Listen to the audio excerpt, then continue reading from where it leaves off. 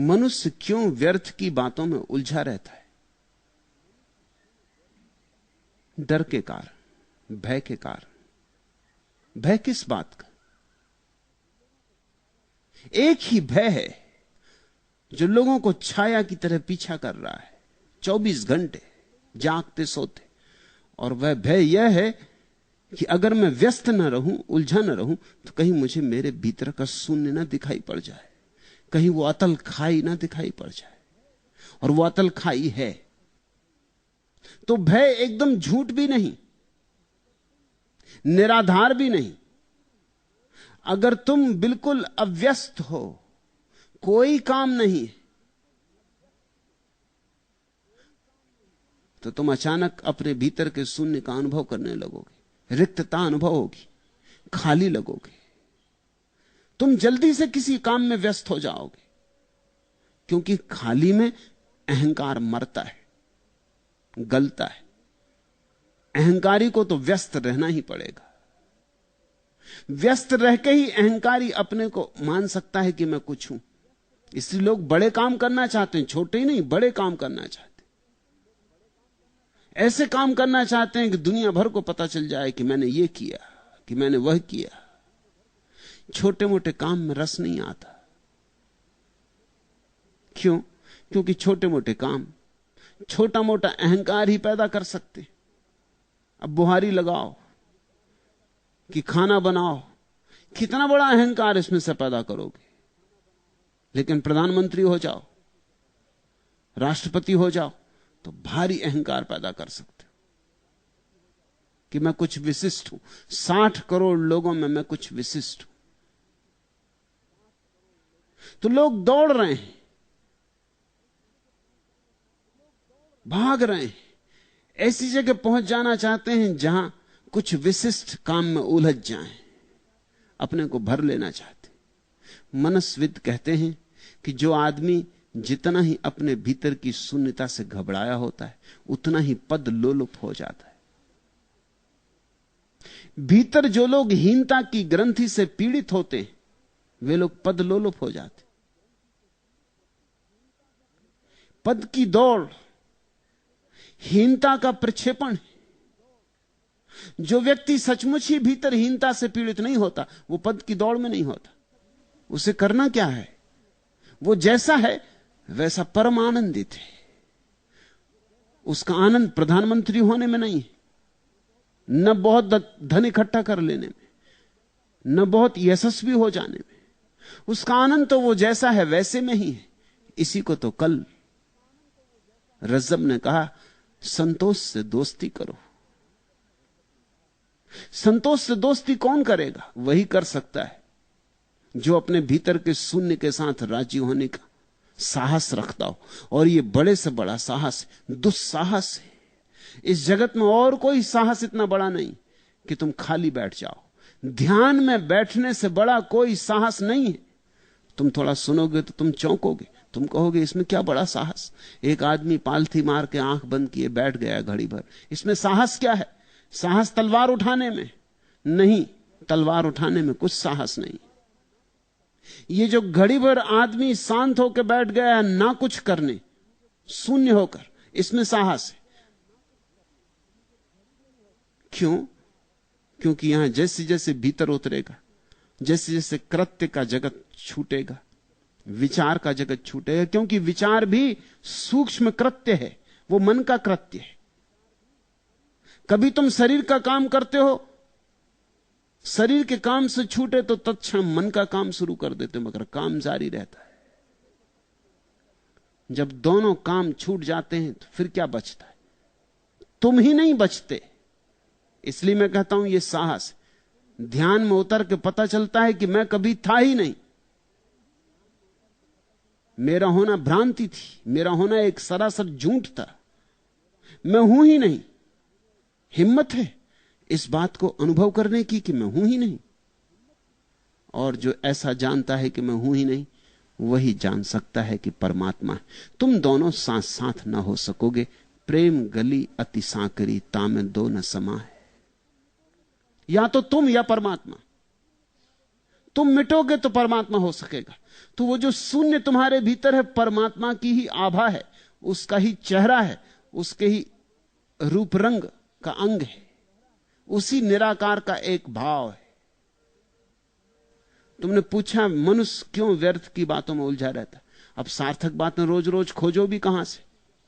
सार्थक बात ही क्या है? सभी बातें व्यर्थ की। सुबह से उठे अखबार पढ़ लिया, तुम सोचते हो कुछ सार्थक काम कर रहे हो। दिल्ली में किस पागल को जुकाम हो गया, किसको क्या हो गया, तुम सोचते तुम सार्थक बातें पढ़ रहे हो? तुमको बड़ी काम की बातें पढ़ रहे हो।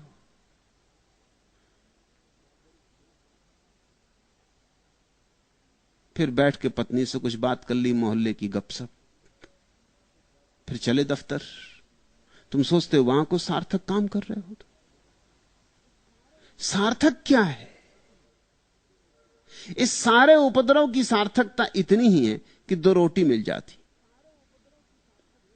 अब ये बड़े मजे की बात है। आदमी से पूछो कि रोटी किस लिए कमाते हो, वो कहते हो जीने के लिए। और उससे पूछो जीते किस लिए, वो कहता रोटी कमाने के लिए। ये कौन सी सार्थकता हुई? जीते इसलिए हैं कि रोटी कमाएं, रोटी इसलिए कमाते हैं कि जीना है। ये तो बड़ा वर्तुल हुआ, विशियस सर्किल हुआ, दुष्ट चक्र हुआ। इसमें सार कहां है? इसलिए जो बहुत बुद्धिमान है उनको यह बात दिखाई पड़नी शुरू हो जाती है कि तो सब असार है।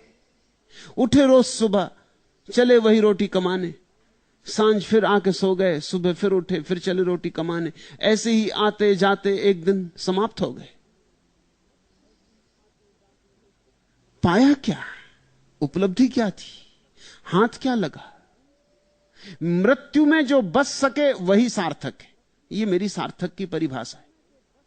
जिसको तुम मृत्यु में भी अपने साथ ले जा सको वही सार्थक है।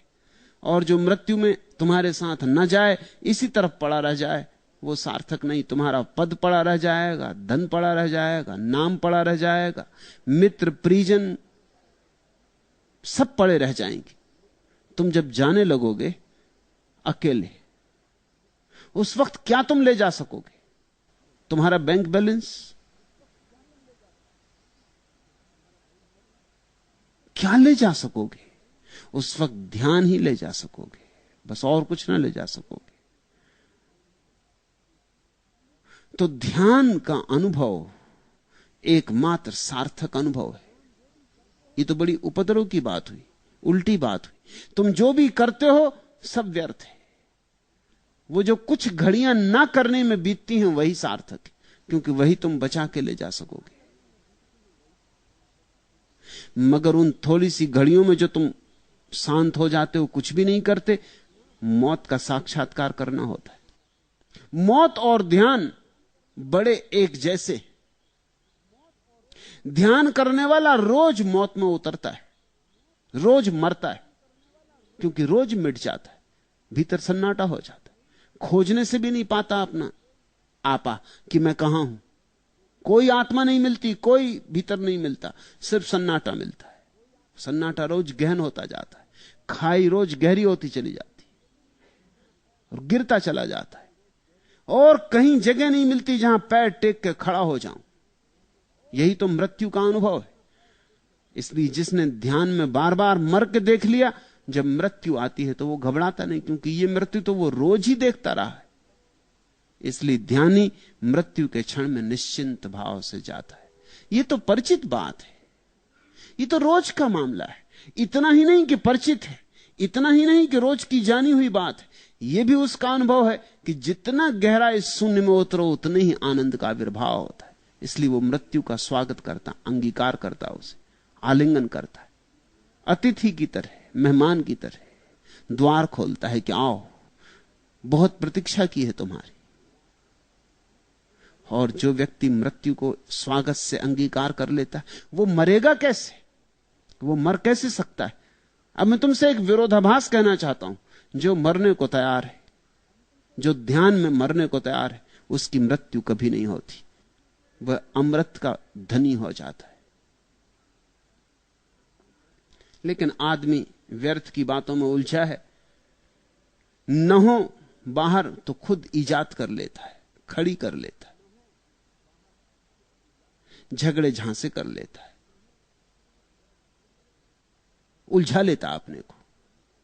तुम जरा ख्याल करो, तुम्हारे जितने झगड़े झांसे हैं अगर सब हल हो जाएं, तुम्हारे व्यवसाय में जितनी चिंताएं हैं अगर सब हल हो जाएं, अगर मैं एक जादू का डंडा उठाऊं और तुम्हारे सिर के पास फिराऊं, कहूं तुम्हारी सारी चिंताएं समाप्त, तुम मुझे माफ करोगे? तुम मुझे कभी माफ नहीं करोगे। तुम एकदम आंख खोल के कहोगे अब मैं करूं क्या, सब झगड़े जहां से समाप्त, अब मैं करूं क्या, अब करने को कुछ भी नहीं बचा। तुम मांगोगे, हाथ जोड़ के गिड़गिड़ाओगे कि मेरी चिंताएं मुझे वापस दो, मेरी समस्याएं मुझे वापस दो। उलझा तो रहता था, लगा तो रहता था। याद की रह गुजर, याद की राह गुजर, जिस पे इसी सूरज से मुद्दतें बीत गई हैं तुम्हें चलते चलते। खत्म हो जाए जो, दो चार कदम और चलो, मोड़ पड़ता है जहां दस्ते फरामोशी का, जिससे आगे ना कोई मैं हूं न कोई तुम हो। सांस थामे हैं निगाहें कि न जाने किस दम तुम पलट आओ, गुजर जाओ या मुड़कर देखो। गरचे वाकिफ हैं निगाहें कि यह सब धोखा है, गर कहीं तुमसे हम आगोश हुई फिर से नजर, फूट निकलेगी वहां और कोई राह गुजर। फिर इसी तरह जहां होगा मुकामिल पैहम, साए जुल्फ का और जुम्ब से बाजू का सफर।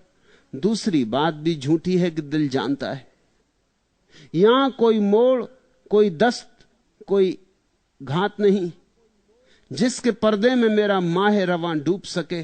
तुमसे चलती रहे यह राह यूं ही अच्छा है, तुमने मुड़कर भी ना देखा तो कोई बात नहीं। आदमी कल्पनाएं करता रहता है,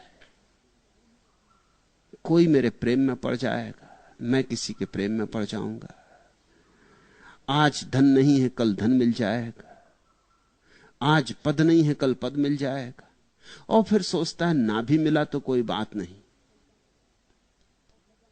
मगर उलझा तो रहूंगा, चलता तो रहूंगा, लगा तो रहूंगा, व्यस्त तो रहूंगा। व्यस्तता ऐसे ही है जैसे सागर में डूबते हुए आदमी को तिनके का सहारा पकड़े रहता है। तुम उससे लाख कहो ये तिनका है, ये तुम्हें बचाएगा नहीं, वो कहेगा चुप रहो, बकवास बंद करो। बचाएगा या नहीं बचाएगा ये सवाल नहीं, कम से कम ये भ्रांति तो मन को देता है कि बच रहा हूं।